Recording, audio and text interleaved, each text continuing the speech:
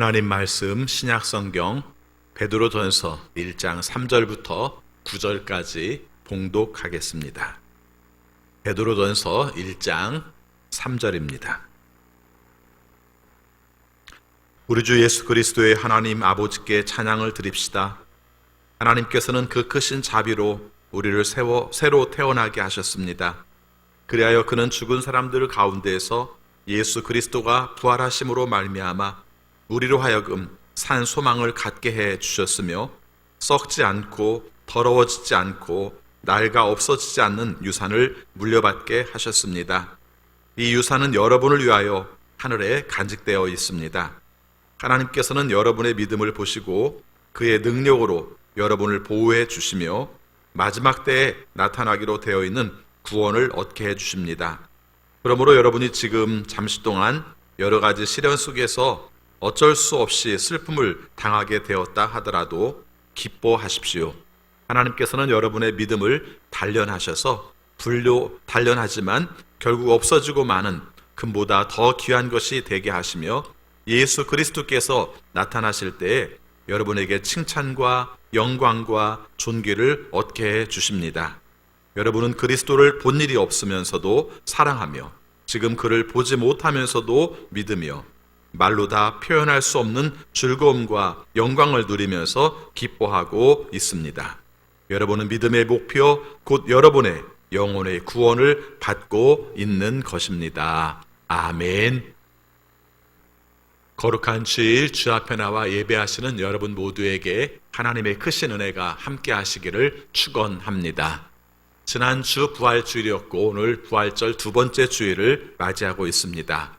부활주일은 여러분이 아시는 것처럼 딱 그날 하루로 끝나는 것이 아니라 우리가 부활에 대해서 더 많이 생각을 하게 됩니다. 사순절이 우리가 2월 말부터 시작해서 4월 달 초까지 진행되었던 것처럼 부활절에 관한 내용들도 그렇게 하는 것이죠. 그래서 성령 강림절이 올 때까지 그 교회력의 절기를 부활절 후 첫 번째, 부활절 후 둘째 이런 식으로 해서 50일 동안 부활에 관한 묵상을 하게 됩니다. 또 생각해보면 이게 굉장히 의미가 있습니다. 만약에 십자가는 사순절의 기간 동안 길게 강조를 하면서 부활은 하루의 내용으로 끝나버린다면 균형이 안 맞죠. 그래서 십자가에 관한 것을 묵상하는 것만큼 부활에 관한 묵상을 하는 것이 맞습니다. 십자가도 다른 십자가가 아니라 예수님께서 달리신 십자가가 중요하죠. 근데 그 십자가는 중요한 것이 부활이 있음으로 말미암아 의미가 있는 것입니다. 부활 없는 십자가는 아무 의미가 없지만 부활 있는 십자가이기 때문에 의미가 있는 것. 그래서 십자가로 말미암아 부활이 있다는 것을 강조할 때 부활은 우리의 삶 속에 사순절 이상으로 중요한 의미를 가지고 있습니다. 그래서 오늘 말씀에서도 다 부활절과 관계된 말씀들을 살피게 됩니다. 그래서 도마가 예수님을 경험한 내용과 그리고 오늘 말씀에서 함께 읽은 말씀에서도 우리가 예수님의 부활을 경험했던 베드로가 부활에 관한 내용들을 증언하는 내용으로 함께 살피고 있습니다. 세상 속에서 우리가 살다가 그리고 예수 그리스도를 따르다가 그리고 그 가운데서 예수 그리스도의 부활을 받던 베드로는 어떤 변화를 겪었으며 또 어떤 체험을 했는가 이것을 우리에게 증거해주는 내용이 바로 오늘 말씀입니다. 베드로는 고백합니다. 예수 그리스도의 부활로 말미암아 우리는 승리하게 되었습니다. 예수 그리스도의 부활로 말미암아 우리는 믿음을 확실하게 갖게 되었습니다. 그래서 저는 여러분들에게 담대히 증거합니다 하는 말씀이 오늘 말씀 속의 메시지입니다. 지난 주일에도 사도행전 10장을 통해서 베드로가 강조한 것은 부활이었다는 것을 강조했죠. 오늘 말씀 속에서도 부활에 관한 말씀들을 강조하고 있습니다. 먼저 3절 말씀을 같이 보겠습니다. 우리 주 예수 그리스도의 하나님 아버지께 찬양을 드립시다. 하나님께서는 그 크신 자비로 우리를 새로 태어나게 하셨습니다. 그리하여 그는 죽은 사람들 가운데서 그리스도가 부활하심으로 말미암아 우리로 하여금 산 소망을 갖게 해 주셨으며 오늘 말씀의 핵심은 여기에 있습니다. 그는 죽은 사람들 가운데서 예수 그리스도가 부활하심으로 말미암아 우리로 하여금 산 소망을 갖게 하셨습니다. 그분의 죽으심과 그리고 그 가운데 살리심 그것이 바로 우리에게 소망을 갖게 하시는 근거가 되었다. 그래서 이것이 부활신앙이라는 것을 말하고 있습니다. 부활이 있느냐 없느냐를 믿는 게 부활신앙이 아니라 예수 그리스도의 죽으심과 예수 그리스도의 살아나심과 그것이 우리의 삶 가운데 산소망을 가지고 있느냐, 이게 부활신앙입니다. 오늘 우리의 삶 가운데서도 이 부분을 우리가 깊이 묵상하면서 하나님이 원하시는 뜻대로 믿음으로 살아나는 산소망을 가지고 사는 우리 모두가 되시기를 바라겠습니다. 그런데 오늘 말씀에 보면은 죽은 자 가운데서 살아나신 예수 그리스도를 언급하는데, 사실은 먼저 강조하는 말씀이 하나님을 찬양합시다, 이 말씀이 먼저 나옵니다. 3절 초반 말씀 먼저 읽겠습니다. 우리 주 예수 그리스도의 하나님 아버지께 찬양을 드립시다, 이렇게 말씀을 하고 있습니다. 자, 우리 한번 얘기해 봅시다. 베드로는 우리에게 하나님을 찬양합시다, 이렇게 말씀을 했는데 언제 찬양하죠? 우리는 주로 예배 드릴 때 찬양을 합니다. 그렇죠? 예배 드릴 때. 그래서 하나님을 찬양하는 것과 예배한다는 말이 사실은 다르지가 않으니까 예배할 때 하나님을 찬양합니다. 그리고 우리가 생각한다면 찬양을 주로 언제 하겠습니까? 우리가 기쁠 때 주로 찬송을 하겠죠. 특별히 오늘 말씀에 베드로 서신에서도 기쁨 가운데서 하나님을 찬양하는 부분들을 강조를 하고 있습니다. 그런데요, 한 가지 우리가 살필 게 있습니다. 베드로 서신은 그렇게 기쁜 일이 많지가 않습니다.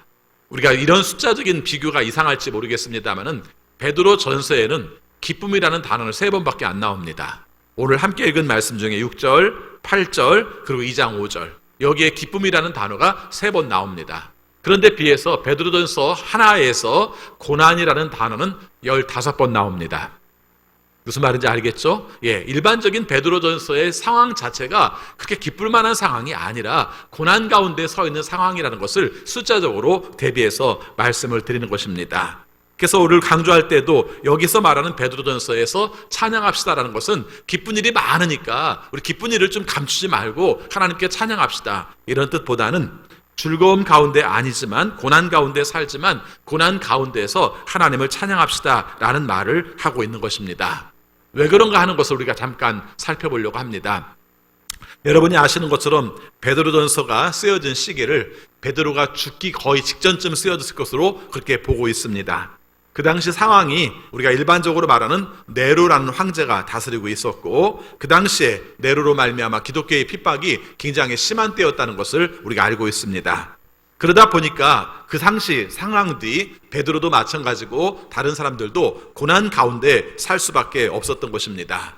그럴 때 베드로전서에서 사도 베드로가 강조하는 것은 이런 겁니다. 이 고난의 시기에 우리는 어떻게 살 것인가?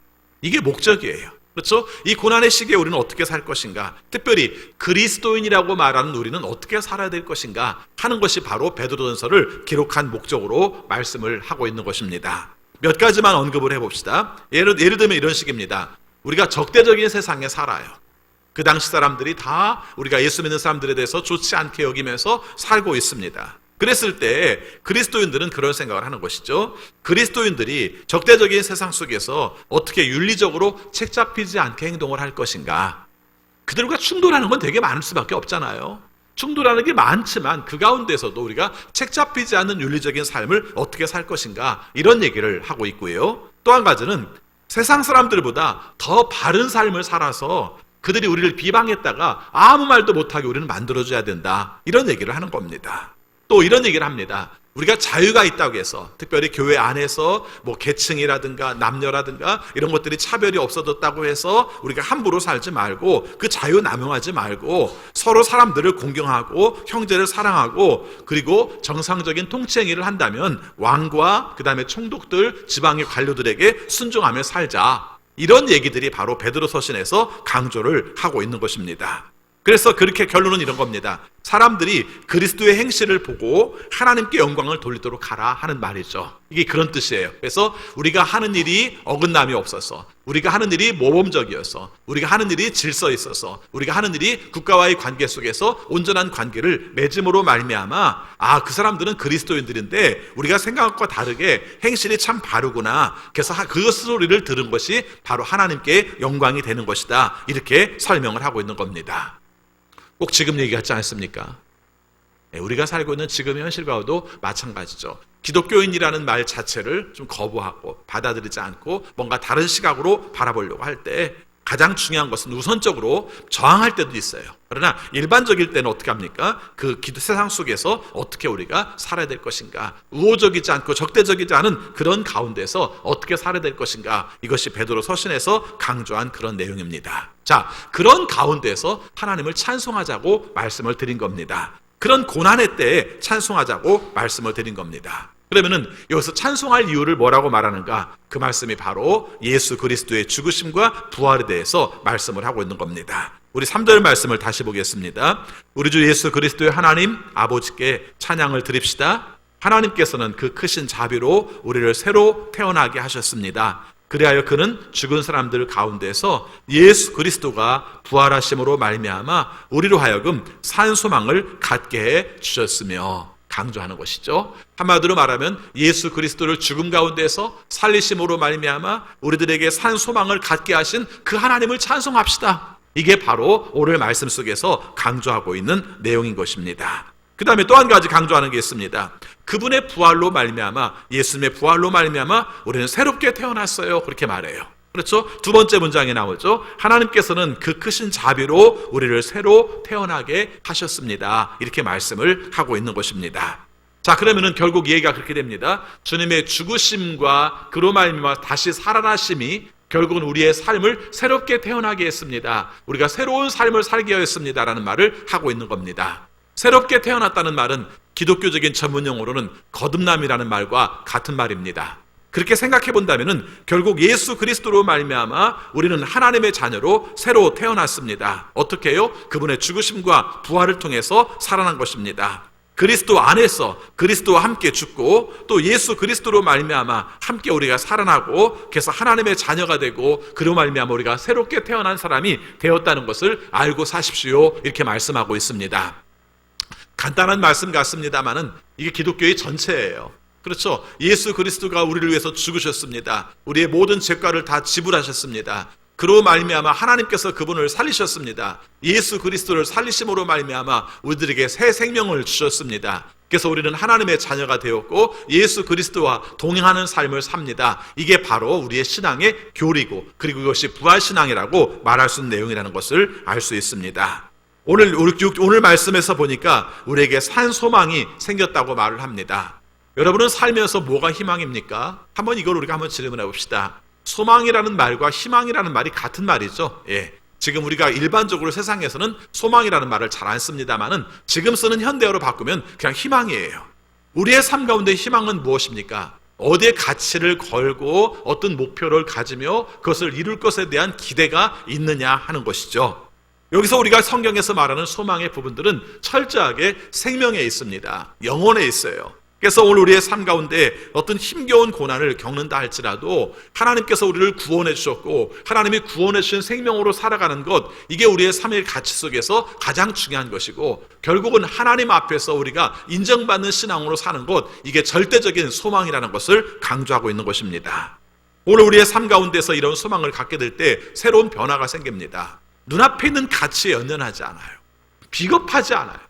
내 삶 속에서 정말 중요하게 여겼던 것들이 중요하게 여겼지 않아요. 그리고 우리가 삶 속에서 늘 우리의 부족한 것으로 말미암아 그것 때문에 거기에 매이지 않아요. 그리고 하나님께서 우리에게 함께 하시는 것을 바라보면서 거기다 기대를 가지고 그것을 긍정적인 마음을 가지고 또 겪는 어려움 가운데서도 참으면서 우리가 더 큰 것들, 더 미래적인 것들, 하나님께서 우리에게 열어주시는 것들을 바라보면서 사는 것이 산 소망을 가지고 사는 것입니다. 이 내용에 대해서 6절에서 이렇게 말하고 있습니다. 6절 같이 읽습니다. 그러므로 여러분이 지금 잠시 동안 여러 가지 시련 속에서 어쩔 수 없이 슬픔을 당하게 되었다 하더라도 기뻐하십시오. 이렇게 말합니다. 여러분, 시련과 그리고 슬픔과 기쁨은 같이 놀 수 있는 단어는 아니에요. 그렇죠? 근데 여기서 보면은 그 이유가 있습니다. 오늘 우리의 삶 가운데 여러 가지 시련을 당해요. 그 시련을 당하는 것이 결국은 역경입니다. 그것도 한두 가지가 아니라는 거죠. 여러 역경이, 이렇게 말을 해요. 생각해 보면요, 정말 우리가 살아오는 삶 가운데 그걸 느껴요. 어떤 어려운 일이 벌어지면은 다른 일이 피해줬으면 좋겠는데 안 그래요.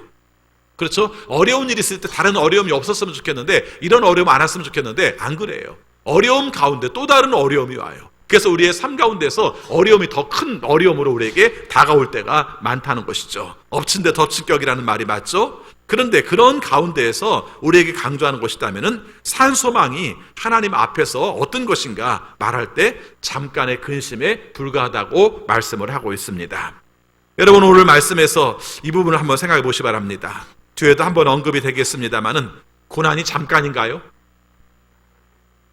고난은 더 길게 느껴져요. 그렇죠? 예, 일반적인 시간에 비해서 고난의 시간들, 시련의 시간들은 훨씬 길게 느껴져요. 그런데 베드로는 우리에게 뭐라고 말합니까? 잠시 동안이라고 말을 해요. 왜 잠시 동안이라고 말하는가? 베드로는 하나님의 시간관을 알아요.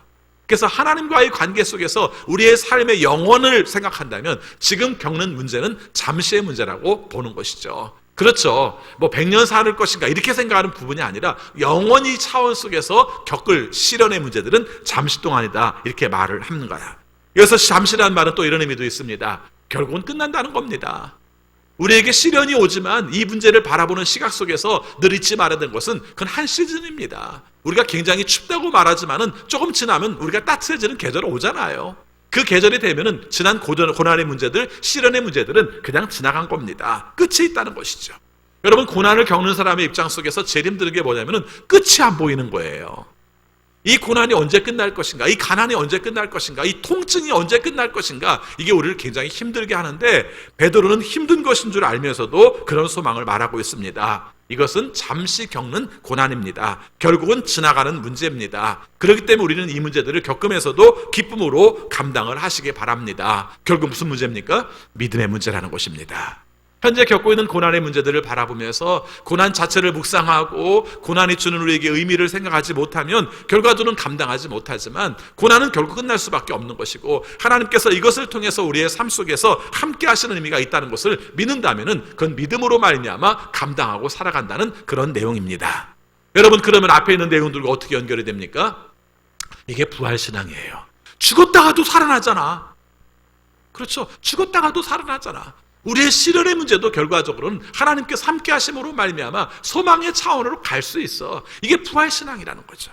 그래서 강조하는 겁니다. 7절 말씀에 보니까 더 큰 어려움들도 벌어질 수 있죠. 7절 같이 있습니다. 하나님께서는 여러분의 믿음을 단련하셔서 불로 단련하지만 결국 없어지고 마는 금보다 더 귀한 것이 되게 하시며 예수 그리스도께서 나타나실 때 여러분에게 칭찬과 영광과 존귀를 얻게 해 주십니다. 이렇게 말씀을 합니다. 여러분, 여기서도 시험에 관한 부분들을 불시험으로 표현을 해요. 마치 금을 녹여서 연단시키듯이, 마치 철을 녹여서 그것을 성형시킨 다음에는 막 두드려가지고 더 강하게 하듯이 우리의 삶이 시련을 겪는 내용들을 바로 그런 식으로 표현을 하는 겁니다. 자, 그런데 생각해보면 고난이라는 문제가 쉽지는 않아요. 여러분이 살아온 삶 가운데서의 고난들을 한번 살펴보시기 바랍니다. 고난이 이유가 있습니까? 다른 사람의 문제는 이유가 있는 것 같이 보여요. 그래서 뭔 문제가 있으니까 그랬겠지 이런 생각이 들어요. 근데 내 자신의 문제를 볼 때는 그런 생각이 안 들 때가 참 많아요. 왜 이 고난이 나한테 오는 거지? 왜 이런 일들이 나에게 오는 거야? 내가 뭐 특별히 잘못한 것도 없는데 왜 고난이 오지? 이런 생각을 해요. 종류들도 다양합니다. 그렇죠? 아까 말씀드린 육체적인 질병의 문제나 아니면 물질적인 문제나 아니면 자녀로 겪는 문제나 아니면 관계 속에서 겪는 문제들, 이런 문제들이 우리가 생기기도 해요.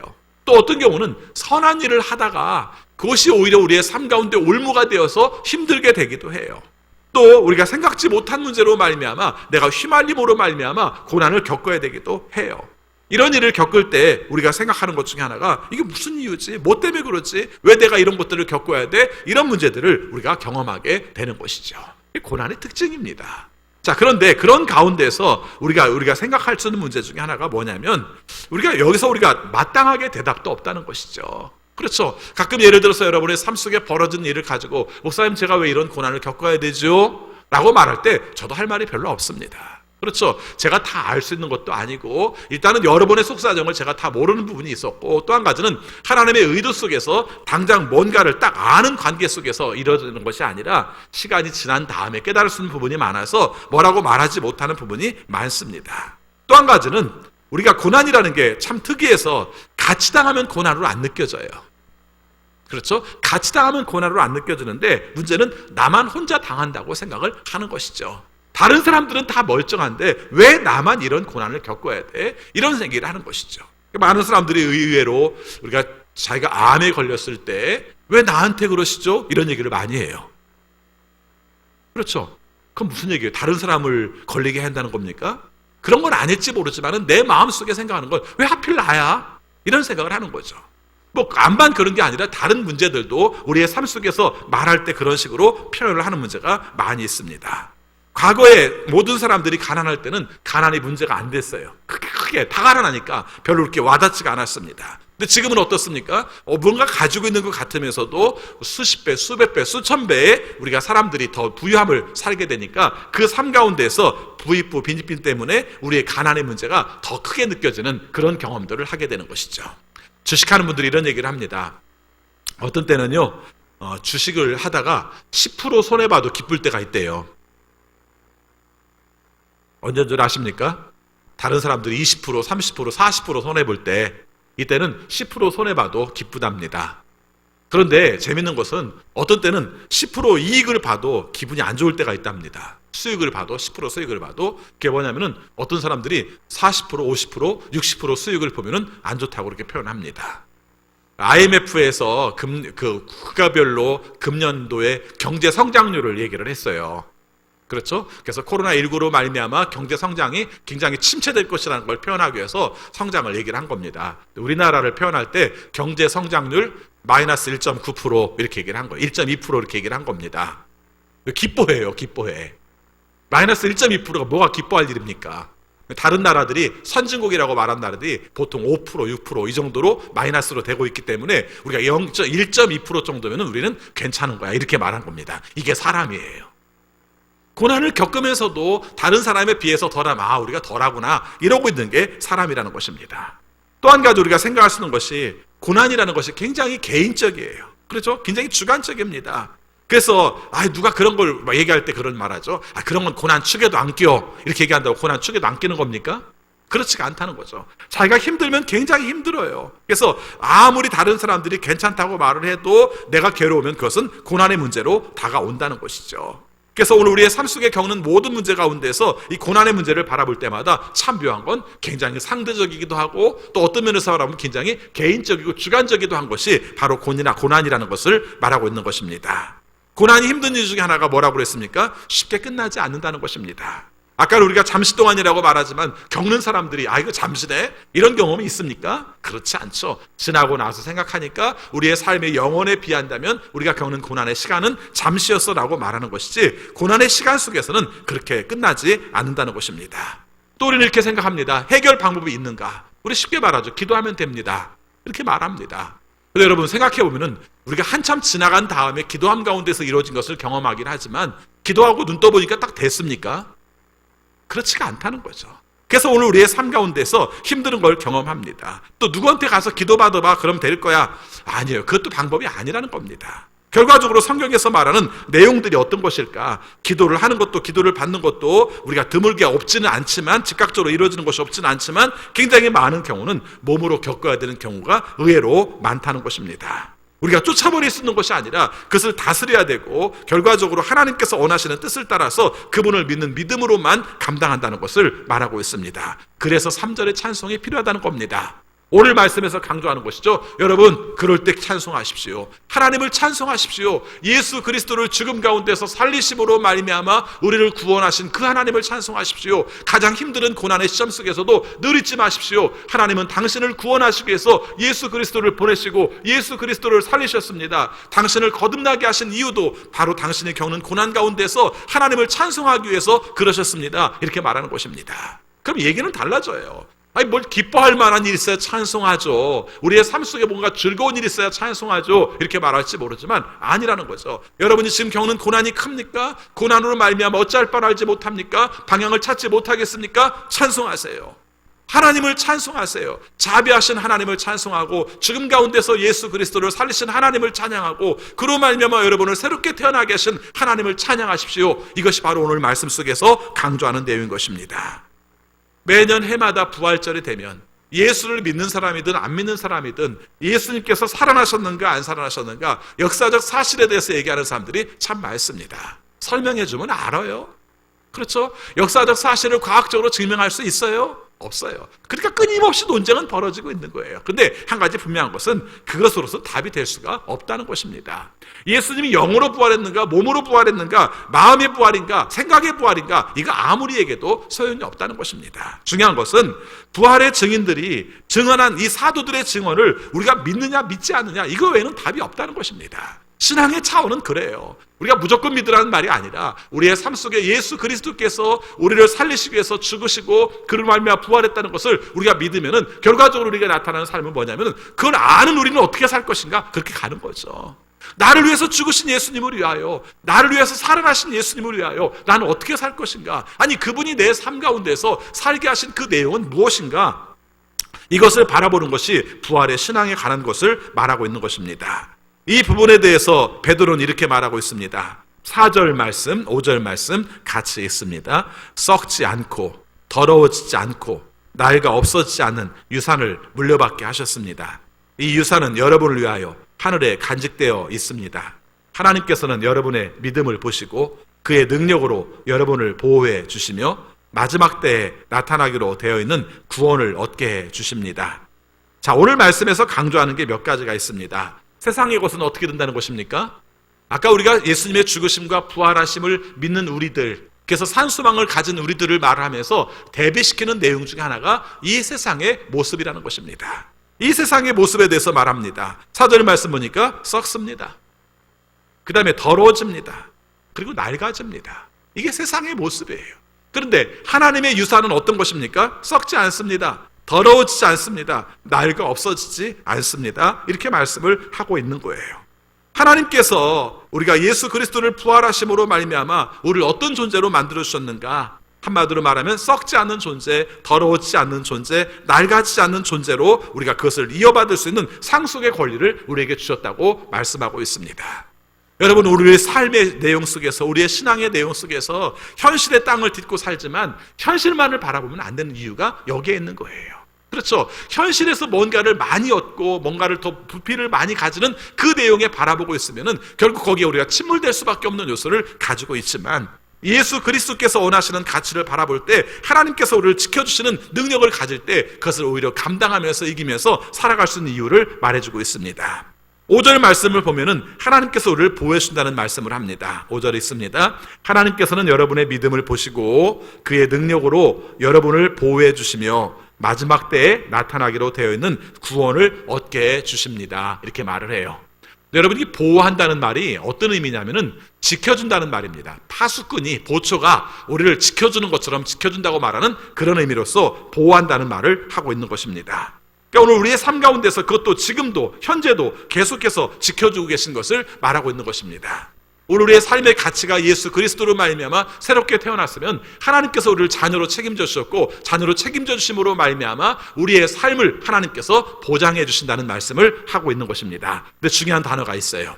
오늘 말씀에서 몇 번 앞에서부터 뒤까지 계속해서 강조하는 단어가 뭐냐면 믿음이라는 단어예요. 믿음, 5절 말씀에서도 믿음을 강조합니다. 뭘 보시고요? 여러분의 믿음을 보시고. 여러분의 믿음이 뭡니까? 다른 거 없어요. 예수 그리스도께서 죽으셨는데 그것이 우리의 죄를 위해서 죽으셨습니다. 다른 거 없어요. 근데 하나님께서 그분을 살리셨습니다. 그로 말미암아 우리에게 새로운 생명을 주셨습니다. 그것을 믿는 사람은 믿음 안에서 구원을 받은 자로 삽니다는 그 믿음을 말하는 거예요. 하나님에 대한 고백, 예수 그리스도에 대한 고백, 이 고백을 가지고 살아가는 사람들에게 하나님께서 바로 살리시고 보호해 주시고 지켜주신다는 것을 믿는다는 것입니다. 그러니까 고난을 감당하면서 살아갈 수 있다고 말씀을 하는 것입니다. 믿음이라는 게 무엇인가 생각해보면 우리의 삶 속에서 얼마나 중요한 문제인가를 말하고 있습니다. 우리 6절 말씀 같이 읽겠습니다. 그러므로 여러분이 지금 잠시 동안 여러 가지 시련 속에서 어쩔 수 없이 슬픔을 당하게 되었다 하더라도 기뻐하십시오. 이렇게 말씀을 합니다. 믿음을 가지기 때문에 고난을 겪으면서도 기뻐할 수 있다. 주님께서 우리의 삶 가운데 함께 하시기 때문에 기뻐할 수 있다. 믿음이 우리의 삶을 감당하게 하는 것이다 라고 말씀을 하고 있습니다. 여러분, 오늘 9절 말씀에서도 그 말씀을 강조하고 있습니다. 우리 9절 같이 보겠습니다. 여러분은 믿음의 목표, 곧 여러분의 영혼의 구원을 받고 있는 것입니다. 이 말씀을 읽다가 개정개혁판 성경과 비교를 해봤는데 재밌는 번역이 나오더라고요. 여기서 우리가 믿음의 목표 이렇게 딱 나와서 뭔가 좀 어떤 우리의 믿음의 목표가 뭐냐는 말을 우리가 그 영혼의 구원이다. 믿음의 목표는 영혼의 구원이다. 이런 느낌이 들지 않습니까? 근데 같은 단어인데 조금 표현을 달리하니까 개역 개정판에서는 이렇게 말해요. 믿음의 결국은 영혼 구원입니다. 이렇게 나와요. 이 말이 되게 재미있었어요. 그렇죠? 우리가 추구하는 목표는 이렇게 말할 수도 있겠지만은 우리가 결과적으로 믿음으로 가는 과정 속에 마지막 우리가 종착점에 이르는 지점은 영혼 구원입니다. 같은 뜻이에요. 근데 결국이라는 단어를 썼을 때 우리가 마지막 추구하는 것은 가장 중요하게 여기는 것은 영혼의 구원이에요 라는 의미가 굉장히 와 닿았습니다. 저 혼자만 신기한 것 같아요. 여러분들 별로 신기하지 않은데.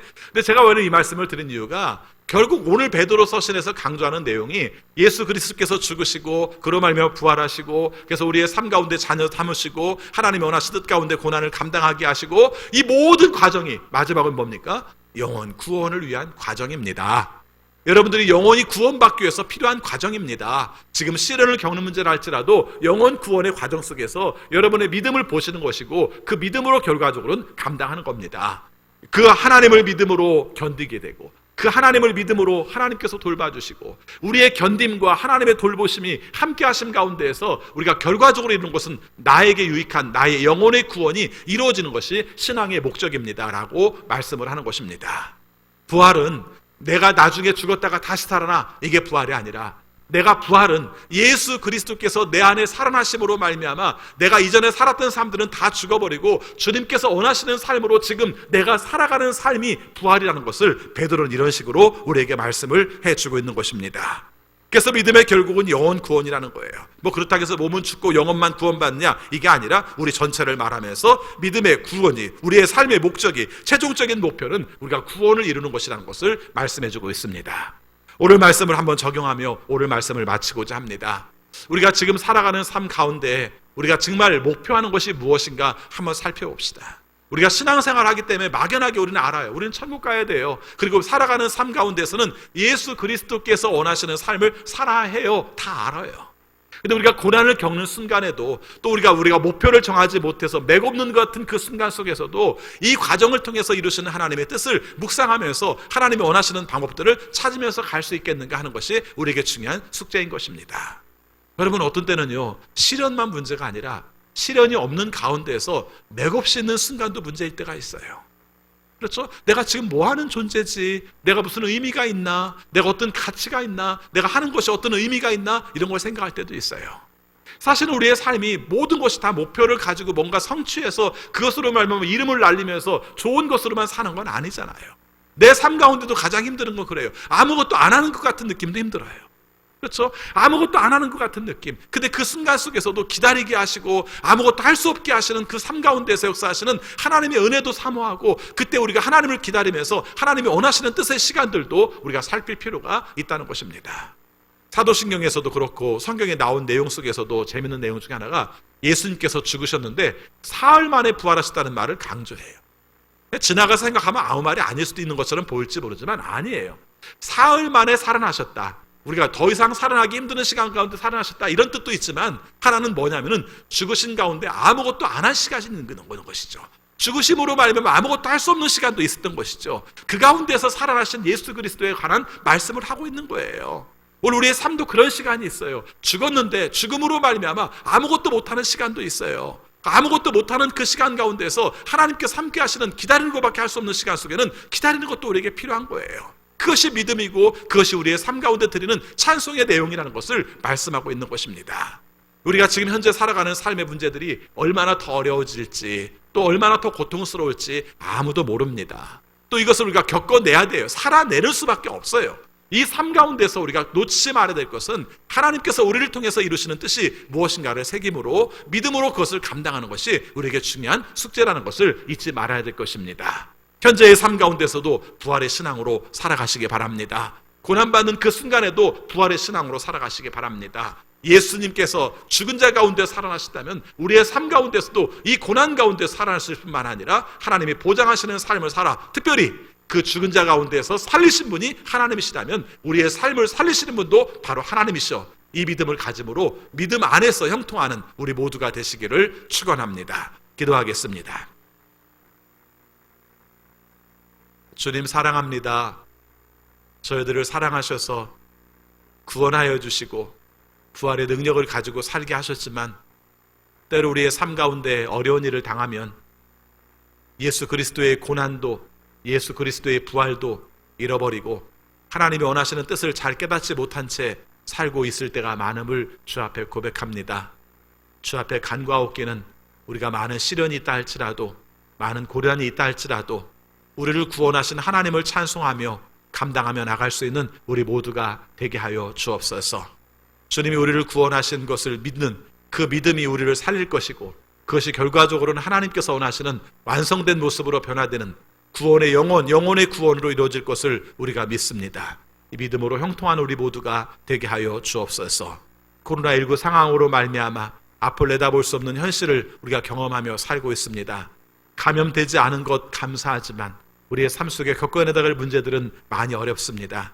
그러나 그 가운데서도 하나님께서 함께 하심과 보호하심을 통해 하나님 안에서 극복할 수 있는 우리 모두가 되게 하여 주옵소서. 사도 베드로의 고백처럼 겪는 현재로서는 너무 힘들지만 주님 안에서 잠시의 고난으로 겪으며 살아갈 수 있도록 인도하여 주옵소서. 예수 그리스도 이름으로 기도하옵나이다. 아멘.